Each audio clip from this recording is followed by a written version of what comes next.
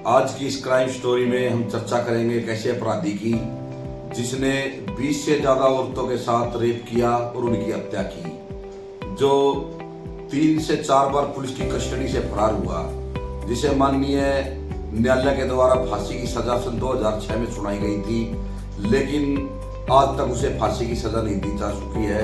हर बार वह कोई ना कोई बहाना बनाकर अपनी फांसी की सजा को टाल देता है। नमस्कार, आदाब, सत श्री अकाल दोस्तों, मैं हूं आपका साथी लव कुमार एडवोकेट और स्वागत करता हूं आप सभी का मेरे YouTube channel love Kumar blogs पर। आज की इस क्राइम स्टोरी में हम चर्चा कर रहे हैं एक अपराधी जिसका नाम है उमेश रेड्डी, जिसे कुछ लोग रमेश कहते हैं, कुछ गणेश कहते हैं। इस अपराधी ने गुजरात, जम्मू कश्मीर, कर्नाटक कई स्टेटों में वारदात की और यह इतना चालाक था कि हर बार वारदात करने के पश्चात यह उस एरिया को छोड़ देता था और लगभग 2 से 3 महीनों के बाद जब मामला ठंडा पड़ जाता था तो यह वापस उस जगह पर आ जाता था और हर बार वहां पर वारदात करता था। तो ये अपराधी है, इस अपराधी ने बाकायदा CRPF में नौकरी की, DAR में इसने नौकरी की। DAR का मतलब है डिस्ट्रिक्ट आर्म्स रिजर्व में भी इसने बाकायदा नौकरी की है। और दोस्तों, जब ये पकड़ा गया ना, ये पकड़ा भी एक अजीब शौक के कारण गया है। इसको एक अजीब शौक था, ये जो लड़कियों के इनर गारमेंट्स पहनता था और जब पुलिस ने इसको पकड़ा है तो इसके घर से एक गट्ठड़ इनर गारमेंट्स का भी मिला है। और ये जो इनर गारमेंट्स थे ये इसने कभी खरीदे नहीं है। इसने इनर गारमेंट्स ये या तो जिन लड़कियों का इसने मर्डर किया है उनके थे या ये चुरा कर पहनता था। इसने जो अपना पहला अपराध वो CRPF में किया था। CRPF में ड्यूटी के दौरान इसने एक अफसर की बेटी के साथ रेप करने की कोशिश करी, लेकिन CRPF की हाई सिक्योरिटी के कारण उस लड़की के शोर मचाने के कारण ये मौके पर ही पकड़ा गया। और बाद में जब इसे बड़े अफसरों के सामने लाया गया तो वहां पर इसने अपना अपराध भी स्वीकार किया और इसकी सूचना लोकल पुलिस को दी गई, लेकिन यह इतना चालाक था कि किसी तरह वो ये वहां से भाग निकला। उसके बाद ये कर्नाटक में आ गया और कर्नाटक में आकर के इसने अपना हुलिया चेंज कर लिया, अपना नाम बदल लिया और वहां पर इसने DAR में ज्वाइनिंग की।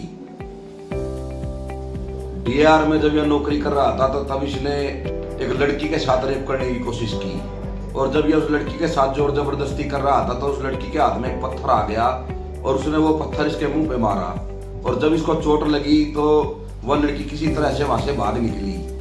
26 जनवरी को कर्नाटक में एक रिहर्सल चल रही थी, उस रिहर्सल में DAR की टीम भी पहुंची हुई थी और संयोग से वह लड़की भी वहां पर पहुंच जाती है और वो वहां इसको पहचान लेती है। उसके बाद वो लड़की वहां शोर मचाती है, उसको मौके पर ही पकड़ लिया जाता है और लोकल पुलिस को इसकी सूचना दी जाती है। लोकल पुलिस भी मौके पे आ जाती है और बाद में इसे कोर्ट में पेश किया जाता है। और जब इसको जेल में शिफ्ट किया जा रहा था तो यह पुलिस वालों को कहता, भाई मेरे को कुछ भूख लगी है और मेरे पास बहुत पैसे हैं और आप लोग भी मेरे साथ मस्ती करो, खाना पीना जो भी आप चीजों को आप लोगों को चाहिए वो चीज मैं आपको अवेलेबल करवाऊंगा। और पुलिस वाले इसकी बातों में आ गए और ये एक होटल में बैठ के इन्होंने खाना ऑर्डर कर दिया और वहां खाना पीना करने लगे। तब इसने बाथरूम का बहाना बनाया और ये बाथरूम से ही फरार हो गया। दोस्तों, यहाँ पर पुलिस की नाकामी भी सामने आई है। यदि पुलिस ऐसे शातिर अपराधी की बातों पर यकीन नहीं करती तो 10 से ज्यादा मर्डर जो इसने बाद में किया है वे लड़कियां बच सकती थी। वहां से भागकर ये सीधा गुजरात पहुंच जाता है और गुजरात में भी ये कई वारदातों को अंजाम देता है। वहां पर भी ये कई ये रेप करता है और मर्डर करता है। लगभग 3-4 महीने का जब समय बीत जाता है तो दोबारा कर्नाटक में आ जाता है और बेंगलोर शहर के आसपास ये रहने लगता है। बेंगलुरु में पुलिस के लिए सिरदर्द बना हुआ था कि लगातार 11 बजे से लेकर सुबह और 3 बजे तक के दौरान लड़कियों के हत्याएं हो रही थी और एक अजीब सी खबर कंप्लेंट पुलिस के पास आ रही थी कि लड़कियों के इनर गारमेंट्स चोरी हो रही हैं, लेकिन पुलिस को अभी तक शक नहीं था कि इनके पीछे उमेश रेड्डी है। बेंगलोर में जो सुबह 11 बजे से लेकर 3 बजे तक जो हत्याएं हो रही थी और जो लड़कियों के इनर गारमेंट्स चोरी हो रहे थे, इससे लोगों में भय का माहौल बन जाता है, जिसके फलस्वरूप जो घर में घरेलू महिलाएं थी वे अंदर से अपने मकानों का दरवाजा बंद कर लेती थी और लोग बाहर से अपने मकानों में ताला लगा कर जाते रहते थे। और अब ये क्या करता है, इसने जो एक एक्साइज इंस्पेक्टर की पत्नी का मर्डर कर देता है और रेप करता है। जैसे यह खबर बेंगलुरु में फैलती है तो पुलिस प्रशासन के ऊपर बहुत ज्यादा दबाव बन जाता है इसको अरेस्ट करने के लिए।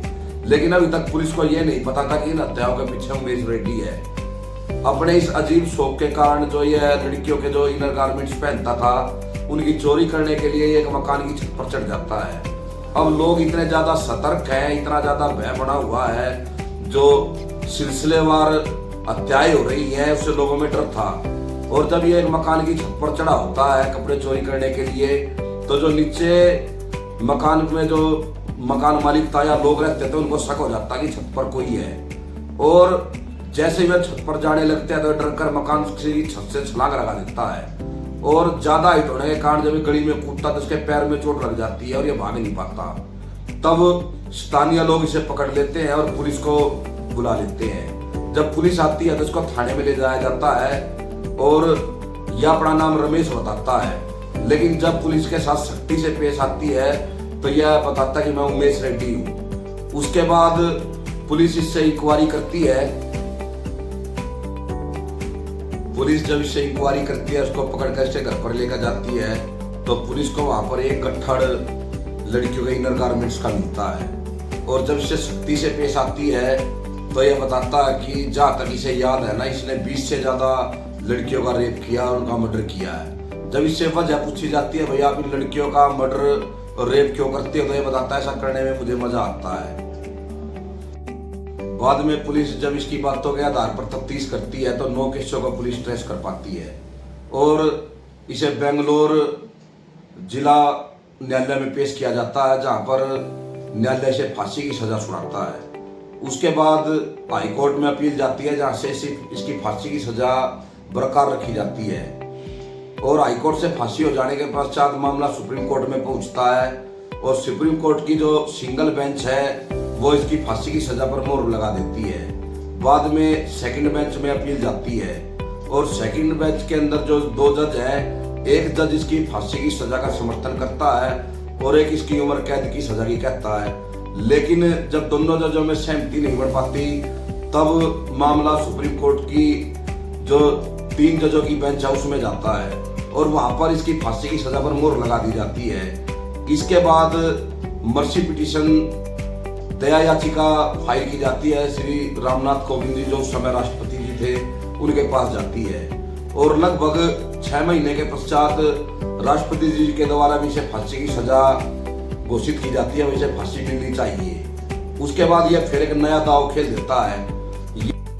अब यह कर्नाटक हाईकोर्ट में याचिका दायर करता जिसमें हवाला देता कि मैं मानसिक रोगी हूँ और मानसिक रोग के कारण ही मैंने ये हत्याएं की है।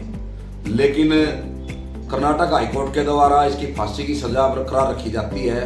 उसके बाद यह दोबारा से सुप्रीम कोर्ट में अपील फाइल कर देता है। दोस्तों, इसको जो फांसी की सजा सन 2006 में सुनाई गई थी और आज 2023 आ चुका है, लेकिन हर बार कोई ना कोई नई कहानी, कोई ना कोई वजह बना के ये फांसी की सजा को टाल देता है। आपने सुनी है उमेश रेड्डी की क्राइम स्टोरी की कहानी और अब हम इस क्राइम स्टोरी से जुड़े हुए कुछ सवाल जो मेरे साथ मोहित एडवोकेट है, हमारे साथी है, वो हमारे से कुछ सवाल जवाब करेंगे। तो सर, जिस तरह से आपने ये स्टोरी सुनाई जिसमें पहले ये सीआरपीएफ में होते हुए एक इस तरह का कारनामा किया और वहां पे पुलिस का इसे ना पकड़ पाना, उसके बाद ये लगातार जो क्राइम सीन्स किए उसमें भी असफल होना इसे पकड़ पाने में, और उसके बाद एंड में भी जब ये पकड़ा गया तो पुलिस के द्वारा नहीं पकड़ा गया और लोगों के द्वारा पकड़ा गया जो फिर पुलिस को सौंप दिया गया। तो क्या ये कहीं ना कहीं हमारी पुलिस प्रशासन की असफलता को दर्शाता है? देखिए, इसके बारे में 2 पहलू हैं। पहला तो पुलिस कहीं ना कहीं इस मामले में हम देखते होंगे सिटी में नाकाम तो रही है। अब कैसे इतना शातिर अपराधी जो लगातार हत्याएं कर रहा था वो पकड़ा जाता है और वो पुलिस की कस्टडी से फरार हो जाता है। लेकिन दूसरा पहलू से हम देखते हैं पुलिस को भी नहीं पता था, क्योंकि ये जिन केसों में पकड़ा गया वो छेड़छाड़ के केसों में पकड़ा गया है और पुलिस को भी ये नहीं लगता था ये इतना शातिर अपराधी है। और दूसरे एंगल से हम देखते हैं भले ही बाद में इसको स्थानीय लोगों ने पकड़ा, लेकिन पुलिस ने तफ्तीश में ही इसे सारी जो हत्याएं हैं वैसे कबूल करवाई है। तो पुलिस की नाकामी तो रही है, लेकिन बाद में पुलिस ने अपनी गलतियों को सुधारा भी है। असफलता नहीं कह सकते। आप बिल्कुल असफलता नहीं कह सकते, क्योंकि ये इतना शातिर था, ये अपराध करने के बाद कोई निशान नहीं छोड़ता था और लगातार जगह चेंज कर देता था, अपने हुलिये चेंज कर लेता था, नकली कागज तैयार कर लेता था। तो पुलिस के लिए वे सिरदर्द बना हुआ था, फिर ये अकेला अपराधी था।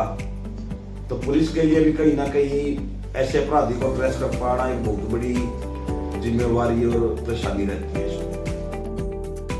तो सर उसके बाद जब स्टोरी आगे चली, तो जब इन्होंने अपना गुनाह कबूल कर लिया पुलिस के आगे, तो ये कोर्ट्स में जो है केस आता है।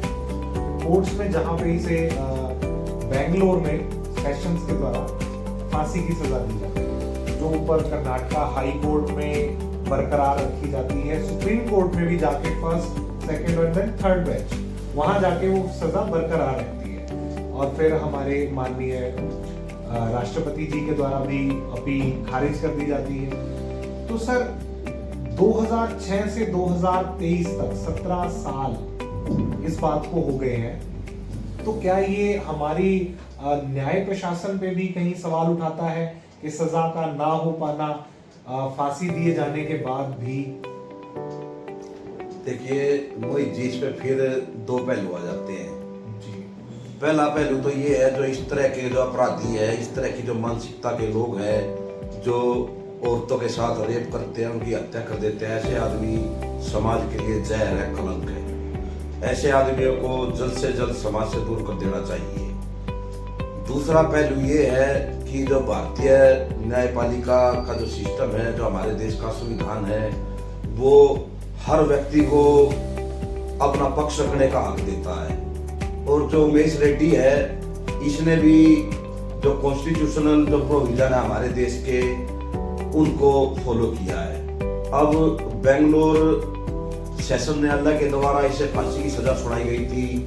उसके बाद यह अपील में गया हाई कोर्ट में, अपील में सुप्रीम कोर्ट में गया है, और भारतीय संविधान के द्वारा हमारे जो राष्ट्रपति जी हैं, उनको दया याचिका पर सुनवाई करने का अधिकार दिया गया है।